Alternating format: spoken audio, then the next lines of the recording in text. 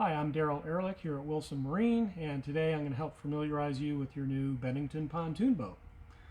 First thing we're going to do is go over the instrument panel helm area, but before that I want to just cover battery switch because this particular boat does have dual batteries. So I've got a little visual aid here so we don't have to try to stick our head in the compartment back there. So this is a typical dual battery selector switch. It's got a position for battery 1, off, battery 2, and then both batteries together. So the whole idea of having dual batteries is to try to keep one battery in reserve, basically a starting battery. So if you're out on the lake all day, listen to the radio, whatnot, you probably want to be in either battery 1 or 2, not both, like that. You'd want to be there. Save the other battery for reserve for starting. The other thing is at the end of the day, you may want to just turn that to off. That way any parasitic loads, you won't drain your batteries down. The other thing is it's always a good idea to alternate from one battery to the other, maybe on a daily basis or a weekly basis. Reason being, if I'm like here in battery 2, under that condition, only battery 2 is going to be charged by the motor. When you're over here on selected battery 1, now battery 1 is going to be the only battery to charge. And this particular motor doesn't have an alternator that's large enough to charge 2 batteries at the same time. So you probably wouldn't want to run in 1 and 2 for that. Just pick one or the other. If you find yourself in dire circumstances and both batteries seem weak, then by all means put them both together in order to start the motor. That's your final backup plan. So that's the battery switch.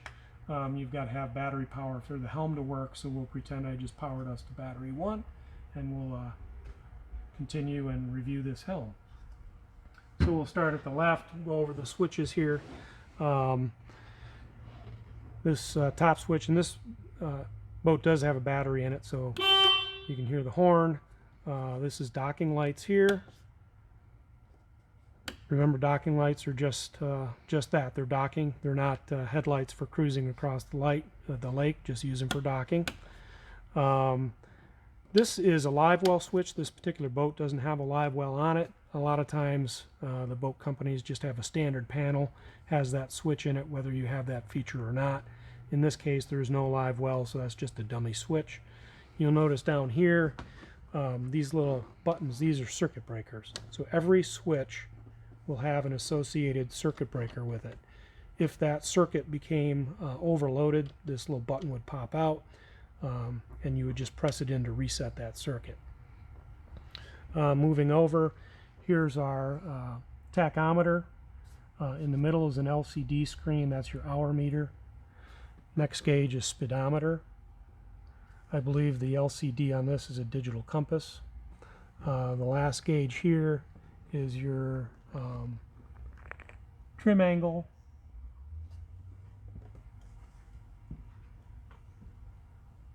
voltmeter, and fuel gauge. And then 3 more switches. This is a tri-tune boat, so it has a bilge pump for the center tune. There's 2 positions, well, actually 3, centered off, on position. I can actually hear that motor running.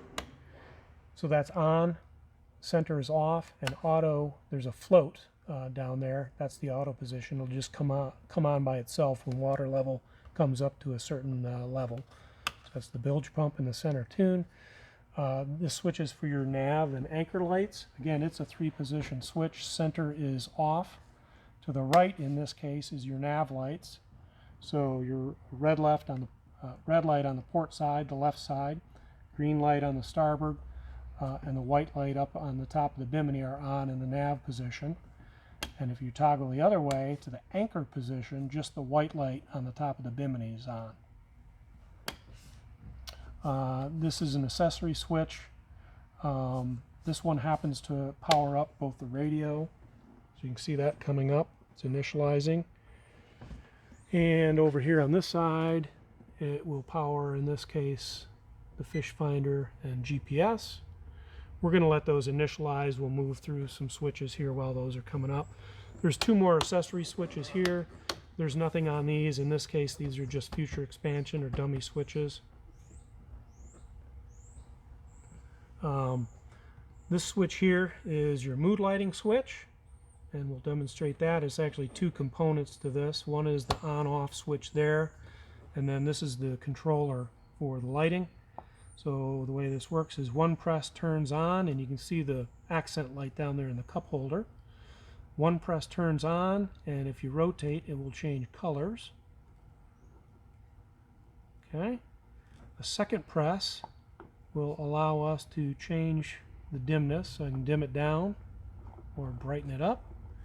And a third press, what it'll do is just alternate through the color spectrum all by itself. See it change in color there. And if you rotate, it'll speed up that rate of change. So I've got it cranked max now, so you can see it changing. So that's the third press. And then to power off, simply press and hold until that LED goes off on the controller and switch off. Over here, the fish finder is finally come up, and it's got a menu here. You can use the up-down keys to move through the selections.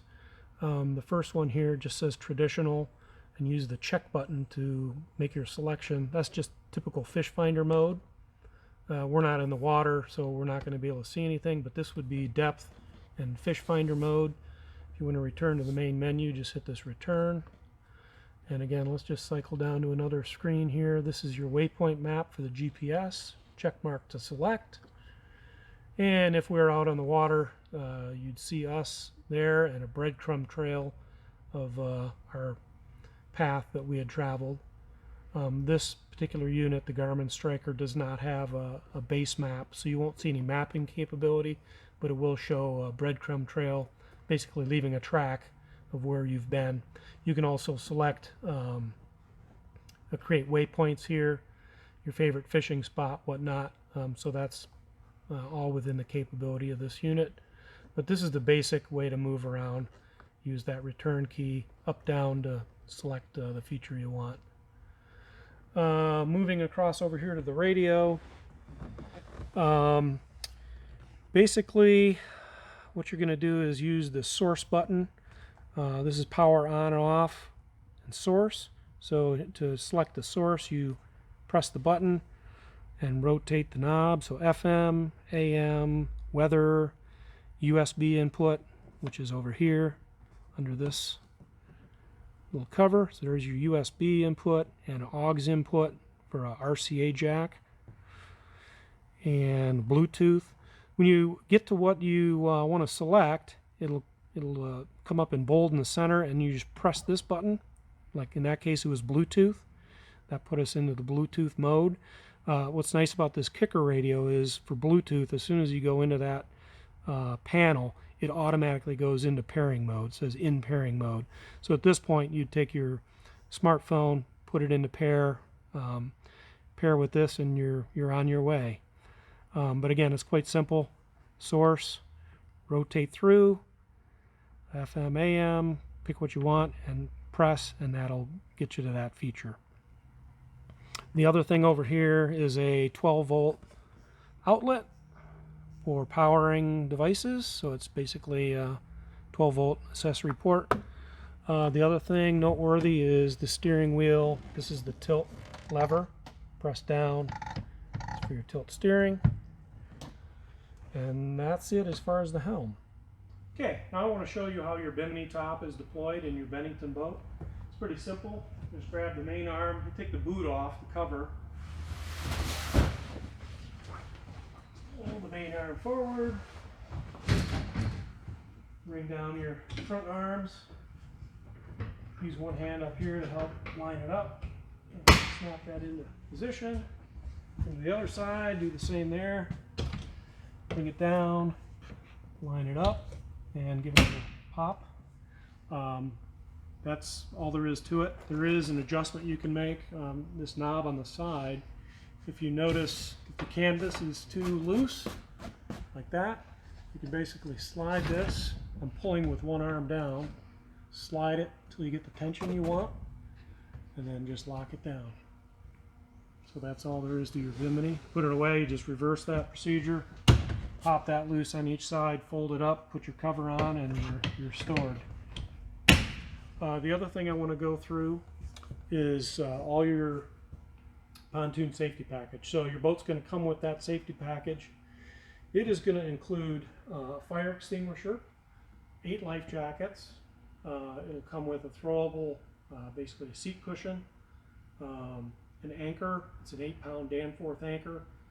You'll have a 75-foot anchor line and 2 dock lines. And just a subtle reminder, before you take your boat out, make sure you take the plastic off all your life jackets and your throwable. They need to be readily available for use.